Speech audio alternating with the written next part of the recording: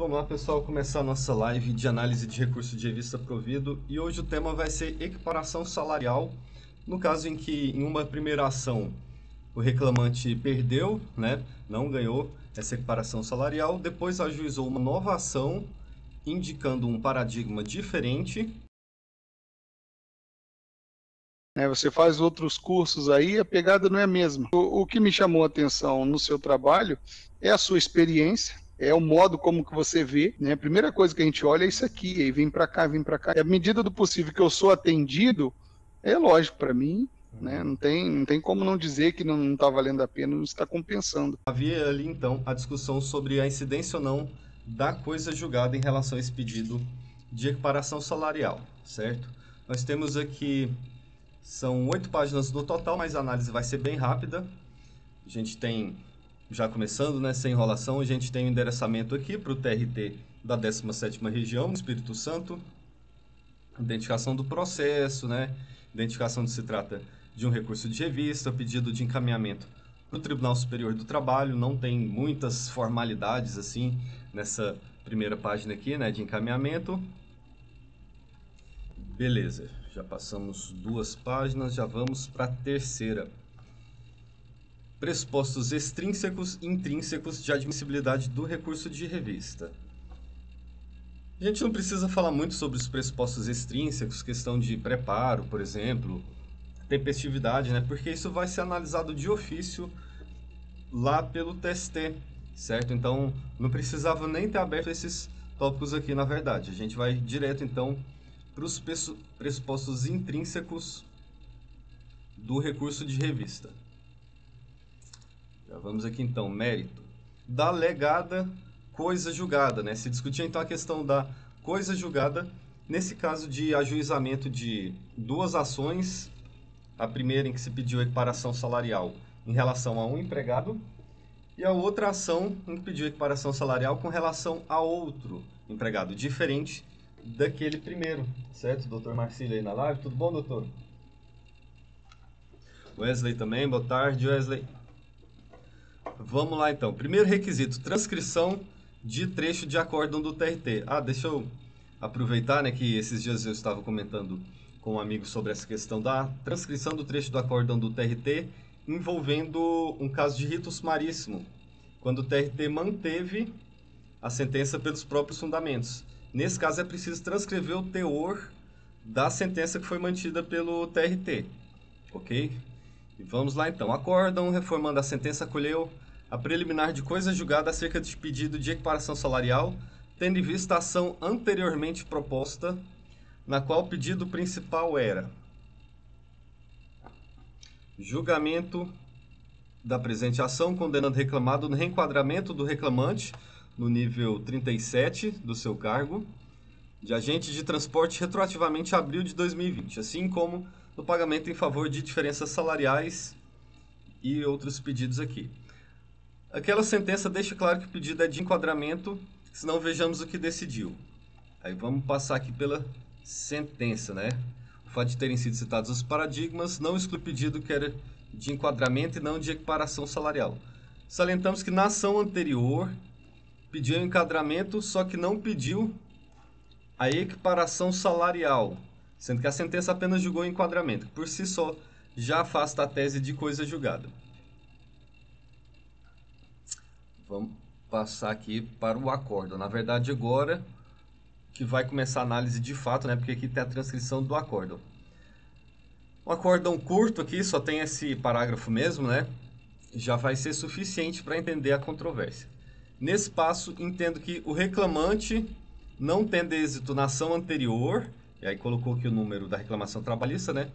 Utiliza-se agora de novo paradigma, que é o José, para alcançar o mesmo objetivo, ou seja, no caso em apreço, o autor pleiteia, como consequência do que foi exposto, o reenquadramento, né, seria uma equiparação salarial, na verdade, com os paradigmas Denis e Gilmar. Portanto, apesar de utilizar novo argumento acerca da causa de pedir e paradigma diferente, na realidade o autor pretende provimento jurisdicional que já foi alcançado pela coisa julgada. Então, qual que era a questão aqui? Na ação anterior, reclamante apontou o Denis e o Gilmar como paradigmas no pedido de equiparação salarial. E agora ele apontou um paradigma diferente, apontou o José. Aí o regional disse que o seguinte, olha, ele já tinha questionado o ponto ali, né, da equiparação salarial na outra ação, foi indeferido o pedido. E agora ele faz esse novo pedido só trocando os paradigmas. Então, do entendimento do TRT, isso aqui seria uma coisa julgada, né? A decisão lá do primeiro processo refletiria agora. E aí, o que o reclamante disse no recurso de revista? Falou o seguinte, olha, o entendimento dos tribunais, que neste caso não há que se falar em coisa julgada nem em litispendência, se não vejamos. E aí vem trazendo aqui divergência jurisprudencial. Lembrando que esse acórdão é de TRT da 17ª Região do Espírito Santo, então vamos ver se na divergência jurisprudencial foram cumpridos os requisitos. Quanto à origem, o TRT da 3ª Região de Minas Gerais, né? Ou seja, é um TRT diferente daquele que prolatou a decisão. Tem o número do processo, que é esse aqui, e a data de publicação em uma fonte oficial. Diário de Justiça do Estado de Minas Gerais, 13/11/2015. Então, está certinho aqui foram preenchidos os requisitos formais aqui da divergência jurisprudencial. Vamos ver a especificidade aqui agora. Bom, a teor do artigo 301, parágrafos 1º e 2º do CPC, ocorre a coisa julgada quando a identidade de partes, causa de pedir e pedido entre duas ações. Se o empregado, embora renove a pretensão quanto à equiparação salarial, indica paradigma diferente, não se cogita de coisa julgada por inexistir a tríplice identidade. Então aqui está o requisito da especificidade, que é o quê? Esses acórdãos divergentes tratarem da mesma questão. Enquanto o TRT da 17ª Região, nesse processo, diz que o fato de existirem duas ações, ainda que com empregados apontados como paradigmas diferentes, isso representaria uma coisa julgada no caso, né? Porque o pedido foi indeferido na primeira ação e foi feito esse novo pedido de equiparação salarial na segunda ação. Então, os dois acórdãos tratam dessa mesma questão, só que o acórdão recorrido entendeu que havia coisa julgada e esse acórdão divergente aqui entendeu que não existe coisa julgada em relação a esse pedido de equiparação salarial, exatamente porque não existe essa tríplice identidade, né? Não teria, por exemplo, o pedido ali de equiparação teria como causa de pedir a identidade de função com o empregado, vamos ver aqui, com o Denis e o Gilmar na primeira ação, e agora a causa de pedir seria identidade de funções sem um fato obstativo em relação ao empregado José. Então, no entendimento do TRT da 3ª Região, estaria prejudicada essa questão da causa de pedir, né? Seriam causas de pedir diferentes. Só por aqui já seria suficiente, em tese, para conhecer do recurso de revista por divergência jurisprudencial, que aí o TST seria chamado, né, a solucionar a questão de dizer qual TRT que está certo. É o TRT da 3ª Região, no acórdão divergente, ou o TRT da 17ª Região, no acórdão recorrido. Aí a gente nem precisa analisar as outras divergências jurisprudenciais, mas vamos só ver aqui esses requisitos formais. Por que a gente não precisaria analisar as outras? Porque só por esse acórdão aqui já estaria satisfeito esse requisito, né, do fundamento para subir o recurso de revista. TRT da 4ª Região, número do processo aqui, fonte oficial de publicação e data, beleza, cumprido também.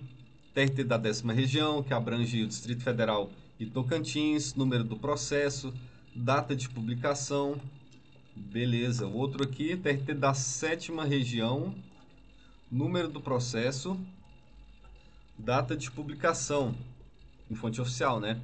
TRT da 7ª Região é o TRT do Ceará.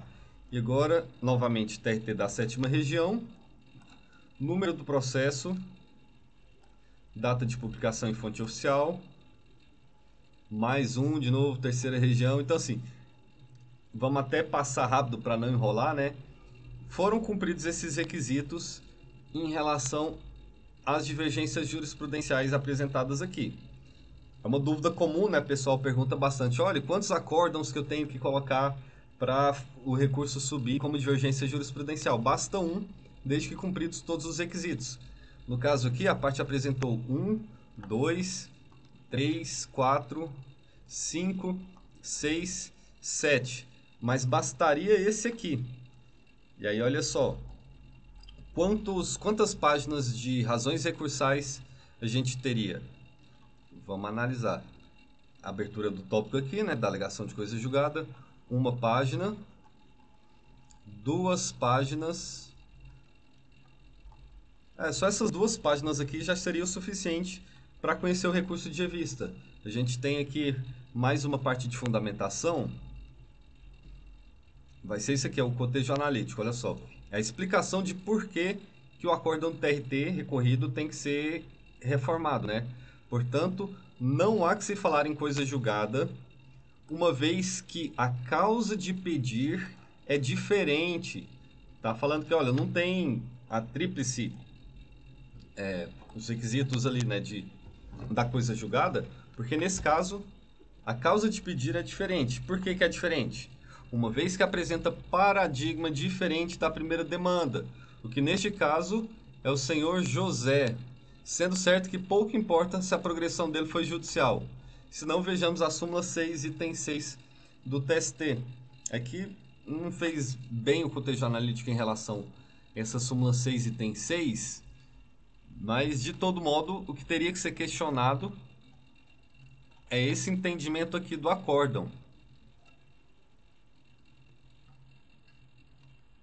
Porque o acórdão falou só aqui, ó, desse novo argumento acerca da causa de pedir paradigma diferente, incidindo a coisa julgada. É esse fundamento aqui que tem que ser atacado, né? No caso, no acórdão não tinha falado nada sobre a questão da progressão judicial, né? Então não seria o caso aqui de analisar a súmula 6, item 6 do TST. Na verdade, esse processo aqui ele teve uma peculiaridade que foram postos embaixo de declaração, foram acolhidos com efeito modificativo e aí modificou essa decisão aqui. Mas o que importa para a gente é analisar formalmente esse recurso de revista com base nessa tese que está sendo exposta, porque ela pode ser aplicada num processo de algum cliente seu, né? Então a gente está vendo esses requisitos formais do RR que serviriam para a regra dos processos. Nesse caso aqui, como foram postos os CDs pela reclamada, teve uma peculiaridade no caso, a decisão acabou sendo modificada, ok? Mas assim, para a gente, isso aqui seria suficiente. O acordo afronta claramente neste tópico, o reclamante vem aqui e reitera o trecho do acórdão, não seria necessário, né? E aí pede o quê? Provimento ao recurso de revista para afastar a coisa julgada e a determinação da descida dos autos para novo julgamento. Ou seja, a parte falou assim, olha, eu sei que o TST não pode analisar fatos e provas, súmula 126 do TST, então eu quero que seja reconhecido, qual que é a tese jurídica que ele quer que seja reconhecida, né? Que o fato dele indicar um paradigma diferente afasta essa existência da coisa julgada lá da primeira ação que tinha indeferido pedido de equiparação salarial em relação ao Denis e ao Gilmar, certo? Porque a causa de pedir agora seria diferente. Seria uma causa de pedir relacionada ao empregado José. Causa de pedir diferente, não incide então coisa julgada. E aí a parte pede para afastar essa coisa julgada, que os autos sejam enviados lá para a vara do trabalho, seja feita a instrução probatória, né, para ver se existe esse direito à equiparação salarial. Certo? Então é isso, gente. Olha só. Esse acho que foi um dos recursos mais rápidos que a gente analisou. Pouco mais de 10 minutos aí. Vimos aqui a questão dos pressupostos formais, que não precisa nem abrir esse tópico, porque a gente vai analisar de ofício isso no TST. Vamos ver lá. O cumprimento. A primeira coisa que eu faria, né? Abriria um tópico, que é a alegação de coisa julgada, no caso, poderia falar de equiparação salarial também, né? Apontamento de paradigma diferente. Não precisa falar qual que era o pedido, Isso aqui provavelmente está na petição inicial. A parte transcreveu a sentença aqui, mas não precisava transcrever a sentença. Tinha que transcrever o quê? O acórdão. E isso foi feito. Nesse trecho aqui, que a parte transcreveu o acórdão, dá para a gente extrair certinho qual foi a tese adotada pelo TRT, que ele entendeu que havia coisa julgada, né? Nesse caso aqui. Como eram pedidos, os dois pedidos de equiparação salarial, para o TRT existiria coisa julgada. A parte apresentou um fundamento do recurso de revista, que era o quê? Divergência jurisprudencial. Poderia ter apontado violação desse artigo aqui do CPC, né? Falaria, olha, teve violação desse artigo do CPC que fala da coisa julgada, porque nessa hipótese aqui são paradigmas diferentes, então a causa de pedir é diferente. E aí, cumpridos os requisitos da divergência jurisprudencial, especificidade, né? Tanto o acórdão recorrido quanto esse acórdão paradigma aqui, nessa parte destacada em amarelo, tratam da mesma hipótese, né? Que é da discussão, a interpretação divergente sobre a incidência ou não da coisa julgada, no caso de apontamento de paradigmas diferentes em duas reclamações trabalhistas diferentes. Órgão prolator desse acórdão divergente tem que ser um TRT distinto daquele que prolatou a decisão. Como o TRT era da 17ª região, no Espírito Santo, poderia ser qualquer um dos outros 23 TRTs do Brasil, ou então a SDI do TST. A parte optou por colocar de um outro TRT. Então, o TRT da 3ª região, número do processo e a fonte oficial de publicação. Por quê? Porque a gente lá no TST, a gente iria atrás desse Diário de Justiça, né, de Minas Gerais, nessa data, para ver se de fato esse acórdão foi prolatado lá, ok? E aí você tem outras opções também, pode baixar diretamente esse processo, entrar lá no PJE ou no site do próprio TRT, baixar aquele PDF, desde que ele tenha o código de autenticidade, que aí a gente no TST pega o código de autenticidade, entra no site do TRT e vê se é aquele acórdão mesmo. Beleza? Isso aí supriria, de acordo com a súmula 337 do TST, o requisito de informação, né, sobre a data de publicação em fonte oficial, ou então a cópia autenticada. E aí só esse acórdão aqui seria suficiente para apresentar a divergência jurisprudencial bem direto, assim, não precisa escrever muito, tá vendo, pessoal? A parte colocou mais 6 acórdãos aqui divergentes. E aqui um breve cotejo analítico. Olha aqui, esse recurso foi provido, no caso, com base naquela divergência jurisprudencial e nessa frase aqui, nesse parágrafo. Não precisa escrever muito no recurso de revista. Olha aqui, o que bastou? Não há que se falar em coisa julgada, uma vez que, cotejo analítico, né, tá explicando, que a causa de pedir é diferente, uma vez que apresenta paradigma diferente da primeira demanda, que neste caso é o senhor José, sendo certo que, e aí aqui faz parte da tese lá que não estava no acórdão, né? Mas basicamente é isso aqui. Deixa eu ver se eu... Não é esse aqui. É melhor usar uma cor diferente, que é só para destacar, né? Para mostrar com base em que esse recurso foi provido. Isso aqui que eu vou destacar de vermelho agora. Basicamente isso aqui. Não teve coisa julgada porque a causa de pedir é diferente, uma vez que apresenta paradigma diferente da primeira demanda, que é a tese exposta lá naquele acórdão divergente, em todos os acórdãos divergentes aqui, né? Foi só isso. Fizemos essa análise hoje bastante rápida, objetiva, para mostrar isso. E esse recurso deu certo, tudo bem que depois teve os embargos de declaração, modificou, né, efeito modificativo, mas o que interessa é essa parte do recurso de revista para gente, que você poderia usar num caso de algum cliente seu. Marcílio está comentando aqui, parece que o cotejo analítico foi meio deficiente. Marcílio, nessa parte aqui, entendo que é suficiente, né, para a tese está ok aqui, a tese adotada pelo TST realmente. Só que teve esse problema, essa falha aqui, nessa parte, né, da concessão da progressão para o paradigma por provimento judicial.